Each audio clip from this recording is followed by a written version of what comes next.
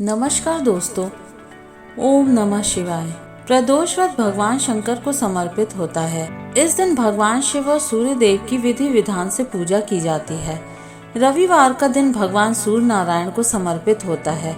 कहते हैं इस दिन व्रत पूजन करने से सूर्य देव की असीम कृपा प्राप्त होती है। माना जाता है कि इस दिन रवि प्रदोष व्रत की कथा पढ़ने या सुनने से मनोवांछित फल की प्राप्ति होती है। तो आइए अब हम सुनते हैं रवि प्रदोष व्रत कथा। प्राचीन समय की बात है, सर्व प्राणियों के हितार्थ परम पावन भागीरथी के तट पर ऋषियों द्वारा विशाल आयोजन किया गया। इस सभा में व्यास जी के परम शिष्य पुराण वेदा सूत जी महाराज हरि कीर्तन करते हुए पधारे। सूत जी को आते देखकर शौनक आदि 88,000 ऋषि मुनियों ने खड़े होकर दंडवत प्रणाम किया। महाज्ञानी सूत जी ने भक्ति भाव से ऋषियों को हृदय से लगाया तथा आशीर्वाद दिया। विद्वान ऋषिगण और सब शिष्य आसनों पर विराजमान हो गए। शौनक आदि ऋषियों ने पूछा, हे पूज्यवर महामते, कृपया यह बताने का कष्ट करें कि यह मंगलप्रद और कष्ट निवारक प्रदोष व्रत सबसे पहले किसने किया और उसे क्या फल प्राप्त हुआ। श्री सूत जी महाराज बोले, आप सभी शिव के परम भक्त हैं। आपकी भक्ति को देखकर मैं व्रती मनुष्यों की कथा कहता हूँ। ध्यान पूर्वक सुने। एक गांव में अति दीन ब्राह्मण निवास करता था। उसकी साध्वी स्त्री प्रदोष व्रत किया करती थी। उसे एक ही पुत्र रत्न था। एक समय की बात है, वह पुत्र गंगा स्नान के लिए गया। दुर्भाग्यवश मार्ग में चोरों ने उसे घेर लिया और वे कहने लगे कि हम तुम्हें मारेंगे नहीं, तुम अपने पिता के गुप्त धन के बारे में हमें बतला दो। बालक दीन भाव से कहने लगा कि बंधुओं, हम अत्यंत दुखी हैं, हमारे पास धन कहाँ है।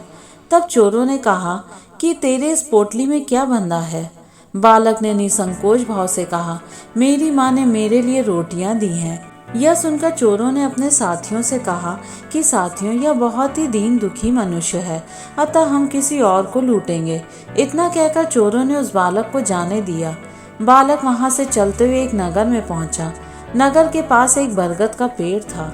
वह बालक उसी बरगद के वृक्ष की छाया में सो गया। उसी समय उस नगर के सिपाही चोरों को खोजते हुए इस बरगद के वृक्ष के पास पहुंचे और बालक को चोर समझकर बंदी बनाकर राजा के पास ले गए। राजा ने उसे कारावास में बंद करने का आदेश दे दिया। ब्राह्मणी का लड़का जब घर नहीं लौटा तब उसे अपने पुत्र की बड़ी चिंता हुई। अगले दिन प्रदोष व्रत था।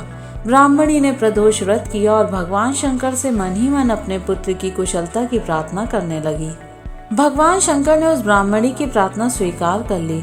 उसी रात भगवान शंकर ने उस राजा को स्वप्न में आदेश दिया कि वह बालक चोर नहीं है, उसे प्रातःकाल छोड़ दे, अन्यथा उसका सारा राज्य वैभव नष्ट हो जाएगा। प्रातःकाल राजा ने शिव जी की आज्ञा अनुसार उस बालक को कारावास से मुक्त कर दिया। बालक ने अपनी सारी कहानी राजा को सुनाई। सारा वृतांत सुनकर राजा ने अपने सिपाहियों को उस बालक के घर भेजा और उसके माता पिता को राज दरबार में बुलाया। उसके माता पिता बहुत ही भयभीत थे।